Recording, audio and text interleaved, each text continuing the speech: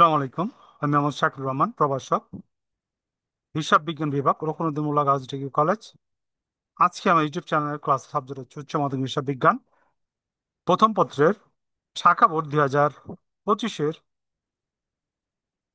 Objective board question আমরা solution করতে যাচ্ছি।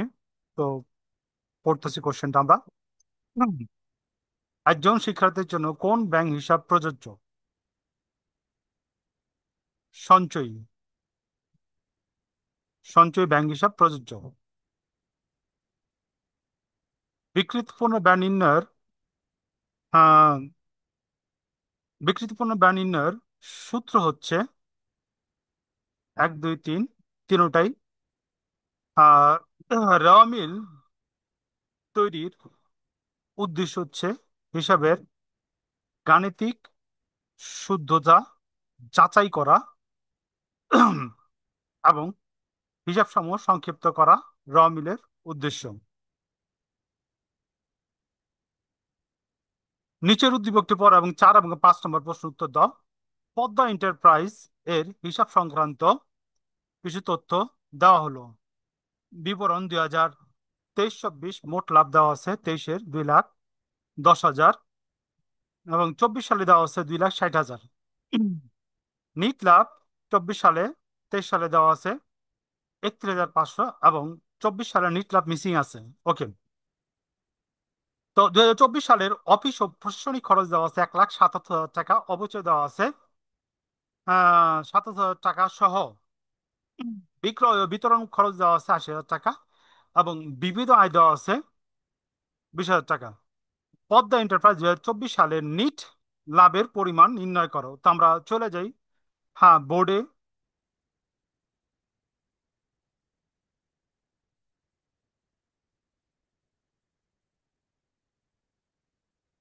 বোর্ডে 4 নম্বর, নিট লাভ সমান সমান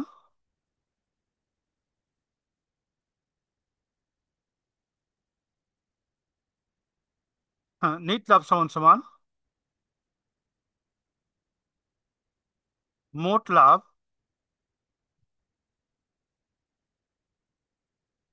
মাইনাস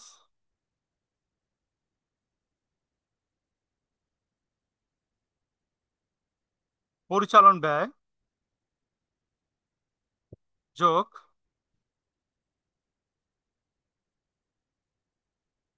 অন্যান্য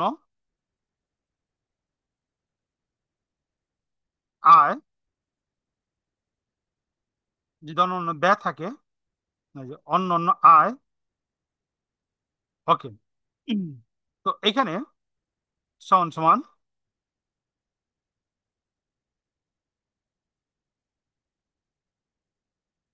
মোট লাভ মাইনাস পরিচালন ব্যয়ের মধ্যে আছে আমার অফিস ও প্রশাসনিক খরচ।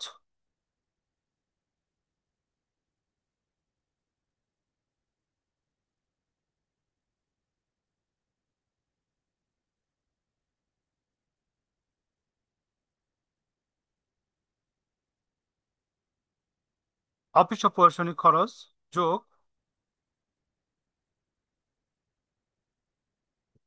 বিক্রয় ও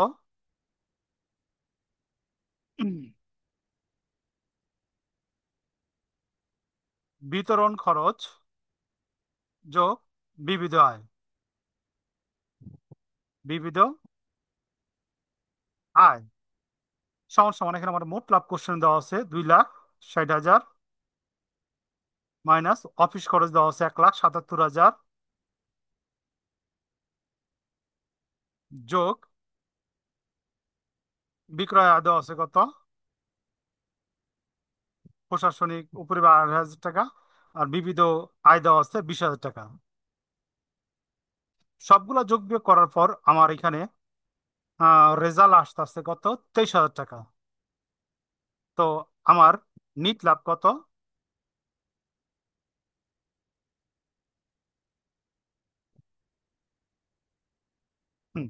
নিট লাভের আনসার কত এখানে? 23,000 টাকা। ওকে। 2023 সালের পরিচালন খরচের পরিমাণ নির্ণয় করো।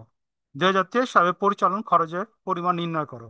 পরিচালন খরচ সমান সমান মোট লাভ মোট লাভ মাইনাস নিট লাভ। ওকে, 2024 সালে আমার নিট লাভ দেওয়া ছিল 2,10,000 বিয়োগ, এবং নিট লাভ দেওয়া ছিল 31,500। বিয়োগ দিলে বিয়োগ ফল আমরা এখানে আসতে আসছে 1,78,500। তার মানে আমার পাঁচের অ্যান্সার কত? গ। পাঁচের অ্যান্সার গ।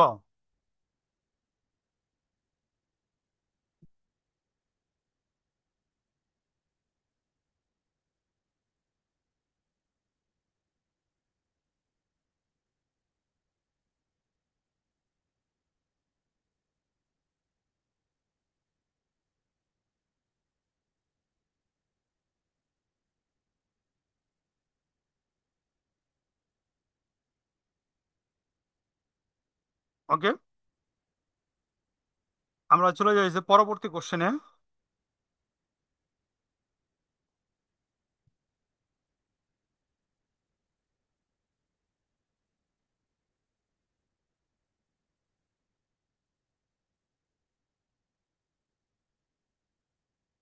নিচের কোনটি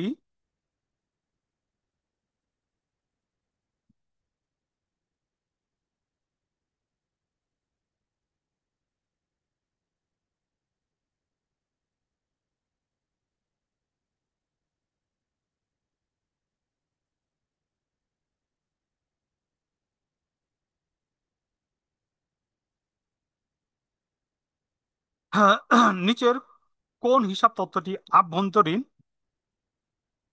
ব্যবহারকারী ব্যবস্থাপক?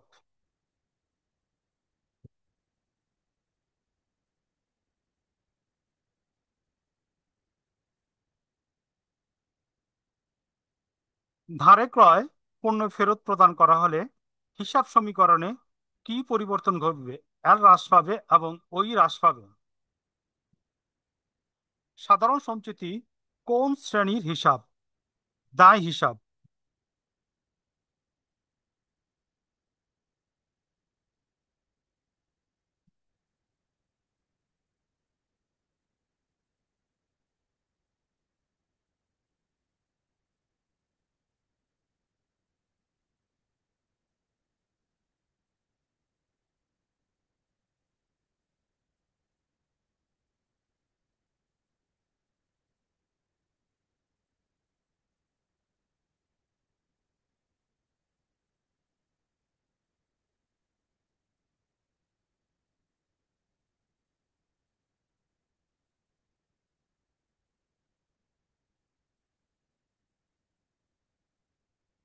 যদি কোনো লেনদেনের ফলে হিসাব সমীকরণে সম্পদ বৃদ্ধি পায়, যদি কোনো লেনদেনের কারণে হিসাব সমীকরণ যদি সম্পত্তি বৃদ্ধি পায়, মালিকানা সম্পত্তি বৃদ্ধি পাবে, দায় বৃদ্ধি পাবে, অন্য অন্য সম্পত্তি কি হ্রাস পেতে পারে? অ্যান্সার কত?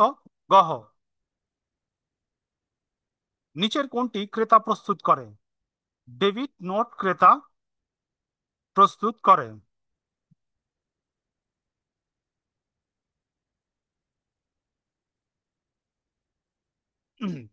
নিচের কোনটি হিসাব চক্রের ধাপ? ঐচ্ছিক ধাপ। কার্যপত্র। নিচের কোনটি হিসাবের পাকা বই বলা হয়? খতিয়ানকে হিসাবের পাকা বই বলা হয়। ব্যাংক সমন্বয় বিবরণী কে প্রস্তুত করে? ব্যাংক সমন্বয় বিবরণী প্রস্তুত করে আমানতকারী।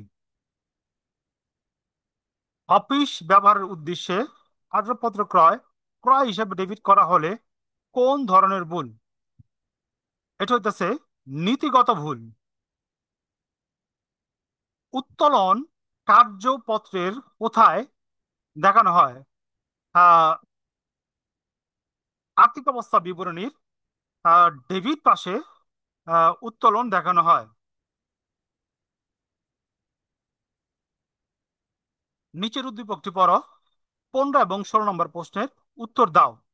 সেলিম ট্রেডার্স 1 জানুয়ারি 2023 তারিখে 90,000 টাকার মূল্যে একটি মেশিন ক্রয় করে। সংস্থাপন ব্যয় 10,000 টাকা। মেশিনটি আনুমানিক আয়ুষ্কাল 10 বছর। আয়ুষ্কাল শেষে ভগ্নাবশেষ মূল্য হবে 20,000 টাকা। প্রতিষ্ঠানটি 31 ডিসেম্বর তারিখে সমাপ্ত করে। সরলরৈখিক পদ্ধতিতে অবচয় কত হবে? তো আমরা জানি সরলরৈখিক পদ্ধতিতে অবচয় নির্ণয় করার নিয়ম হইলে গিয়া সম্পত্তির ক্রয় মূল্য মাইনাস ভগ্নাবশেষ মূল্য। সম্পত্তি ক্রয় মূল্য হইল গিয়া 90,000। আহ, সংস্থাপন ব্যয় 10,000, টোটাল 1 লাখ টাকা। এবং ভগ্নাবশেষ মূল্য হইল গিয়া আমার 20,000। সম্পত্তির ক্রয় মূল্য 1 লক্ষ বিয়োগ 20,000 ভাগ হইল গিয়া 10 সমান সমান 8,000। 80,000 10%, 10 দিয়ে ভাগ দিলে কত হয়? 8,000। অর্থাৎ সরলীকৃত পদ্ধতিতে অবচয়ের পরিমাণ হইব কত? 8,000 টাকা। ওকে। ক্রমণ আসমানজের পদ্ধতিতে 2023 সালের অবচয় কত?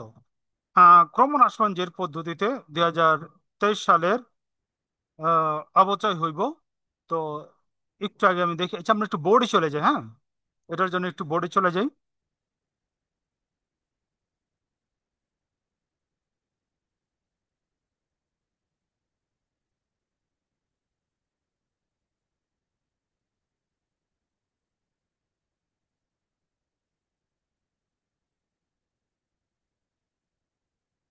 17 নম্বর, ওকে। তো প্রথমে আমার কি করতে হইব? অবচয় হার বের করতে হইব। অবচয়ের হার সমান সমান 100% ভাগ 10 গুণ 2 সমান সমান, বের করলে আমার এখানে হইতেছে 20%। ওকে। এখন 2023 সালের অবচয়।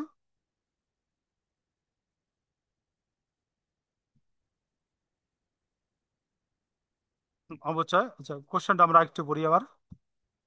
ক্রমশ জের পদ্ধতি 2023 সালের অবচয় কত হবে? অঙ্কটা কত সালের দেখে নিই আমরা। 2023 সালের। ওকে। আচ্ছা আমরা এখানে একটু ভুল করছি। এখানে জুলাই মাসে, জুলাই মাসে কি চাইছে আমার? অবচয়টা চাইছে 23 সালের। তো জুলাই মাসে যে 8,000 বেড়েছে, এখানে আমার সঠিক, পূর্ণ বছরের অবচয়। অত অবচয় পূর্ণ বছর অবচয় হলে ঠিক আছে 8,000 টাকা। ওকে। 2018 সালের অবচয় কত? আর যদি আমার এখানে আহ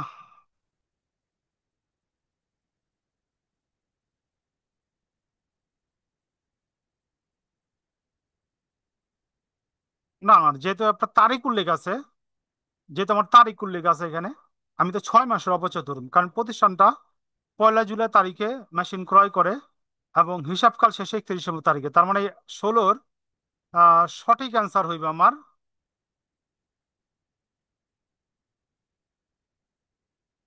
16। 16 সঠিক অ্যান্সার হইবে আমার ক। ওকে। এখন আমরা চলে যেতেছি খতে 23 সালের অবচয়।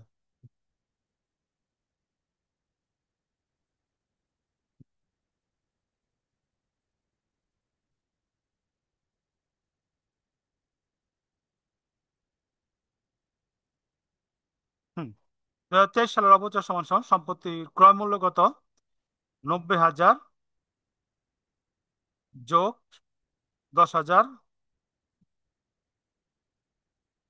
গুণ 20% ভাগ 12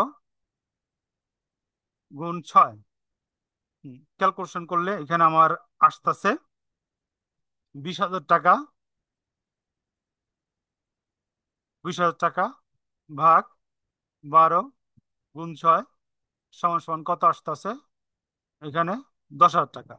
ক্রমণ আসমানজের পদ্ধতিতে আমার অবচয় আসতেছে 10,000 টাকা। সঠিক আনসার হলো গ।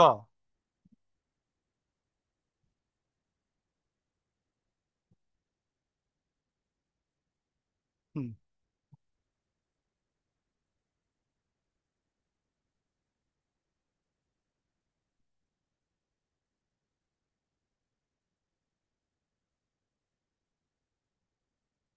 হুম সঠিক আনসার হলো গ, 10,000 টাকা। ওকে। এরপর আমরা বলি নিচের কোনটি র মিলের ক্রেডিট কাশে ক্রেডিট পাশে বসে, অনুপার্জিত সেবায় রেওয়া মিলের ক্রেডিট পাশে বসে। ওকে। সমাপনী যাবে দেওয়ার পর কোন হিসাবের জের শূন্য থাকে? সমাপনী যাবে দেওয়ার পর কোন হিসাবের জের শূন্য থাকে? বিমা সালামি।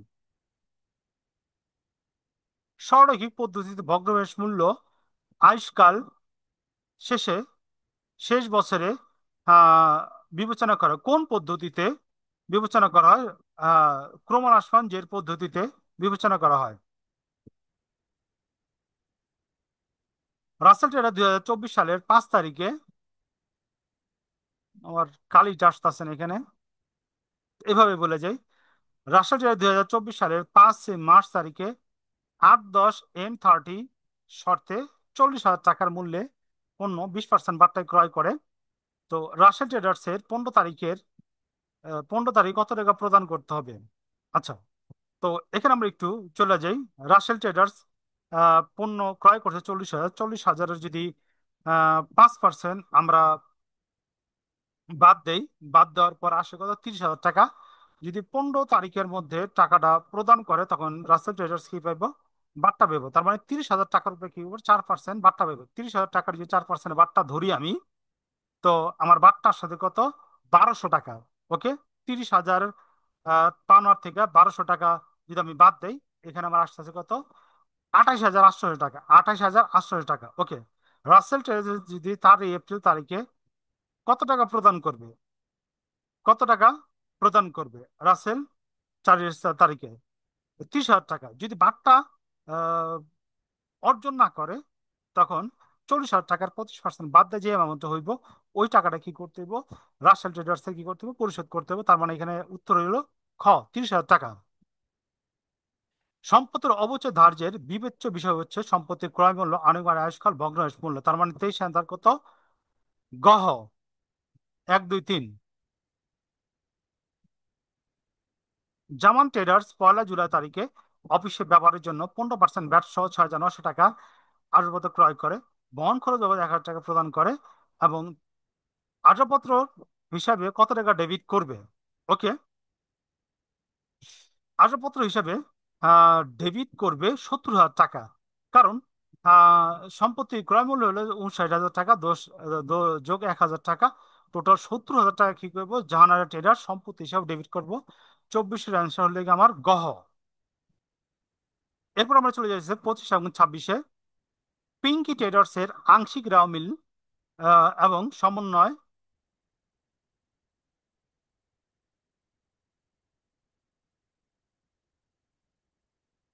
সমন্বয় নিম্নরূপ। ওকে। আংশিক রাও মিল প্রাপ্য হিসাব 61,000, কুড়িন 20,000 টাকা, কুড়িন সঞ্চয় 65, 3,500 টাকা। এখানে আমাদের প্রাপ্য হিসাবে 1,000 টাকা আদায়যোগ্য নয়, নতুন আমাদের পাওনা। কুড়িন সঞ্চিতি 5,000 টাকা উন্নতি করতে হবে। বিশ্বতায় বিবরণীতে কুড়িন খরচ কত টাকা ধার্য করতে হবে?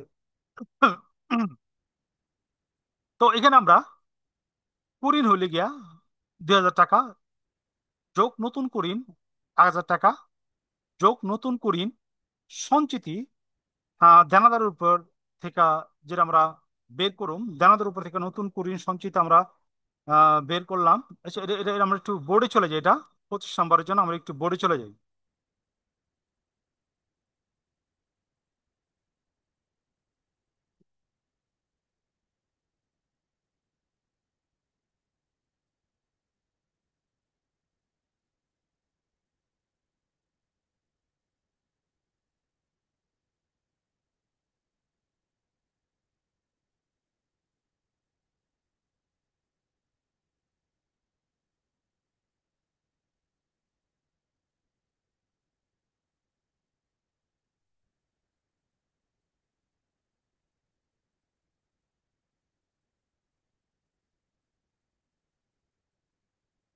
ওকে। অনাদায়ী পাওনা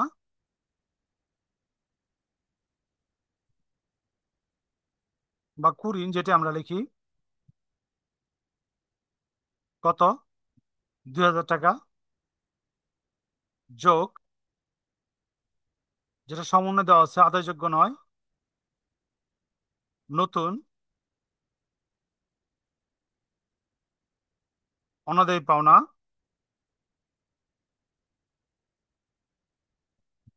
1,000 টাকা, 3,000 টাকা, যোগ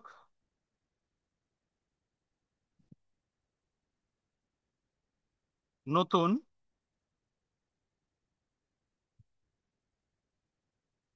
অনাদায়ী পাওনা সঞ্চিতি। আমার অঙ্কে বলছে নতুন অনাদায়ী পাওনা সঞ্চিতি 5,000 টাকা উন্নতি করতে হবে। নতুন অনাদায়ী পাওনা সঞ্চিতি কত? 5,000 টাকা, যোগ যোগ করলে হইতেছে 8,000 টাকা, বাদ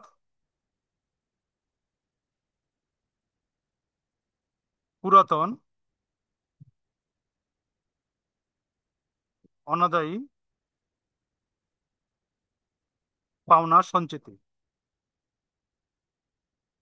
আমার পুরাতন অনাদায়ী পাওনা সঞ্চিতি আছে 3,500 টাকা, অর্থাৎ 4,500 টাকা কি করবো আমি বিশ্ব দায় বিবরণীতে কি করুন প্রদর্শন করুন। তো সঠিক অ্যান্সার হলো এখানে আমার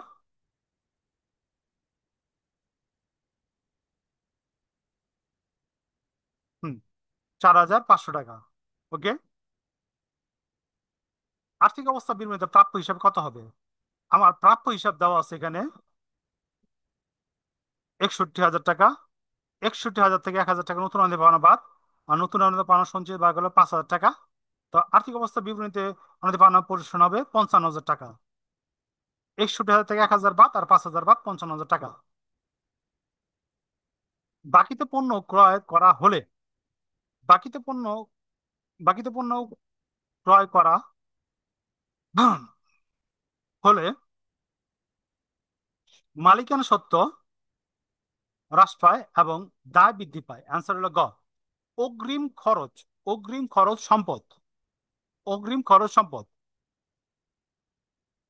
হ্যাঁ, একই ব্যবসা প্রতিষ্ঠানে 2024 সালে 15% ভ্যাট সহ পণ্য ক্রয় 1,80,000 টাকা, ফেরত দেওয়া হলো 3,000 টাকা। তো 2024 সালে বিক্রয় ভ্যাটের পরিমাণ কত? তো আমাদের যে 1,80,000 টাকা আছে, এখান থেকে আমরা বিয়ে দেবো ফেরত 3,000 টাকা, ফেরত 3,000 টাকা। 3,000 টাকা দেওয়ার পর যে ব্যালেন্সটা থাকবো ওটার ভাগ 115 গুণ 15 দিলে আমার এখানে রেজাল্ট আসতে কত? 15,000 টাকা। অর্থাৎ 2024 সালে ভ্যাটের বিক্রয় পরিমাণ কত হইব? 15,000 টাকা। বিক্রেতার নিকট প্রাপ্ত ভ্যাট হচ্ছে, বিক্রেতার নিকট প্রাপ্ত ভ্যাট হচ্ছে দায়, বিক্রেতার নিকট প্রাপ্ত ব্যয় হচ্ছে হচ্ছে দায়। তো আজকে আমরা আলোচনা করলাম 2025 সালে ঢাকা বোর্ড প্রথম পত্রের বোর্ড কোশ্চেনের অবজেক্টিভ সলিউশন করলাম। আমাদের আজকে লেকচার এখানে শেষ। পরবর্তী লেকচার দেখার জন্য আমন্ত্রণ রইল।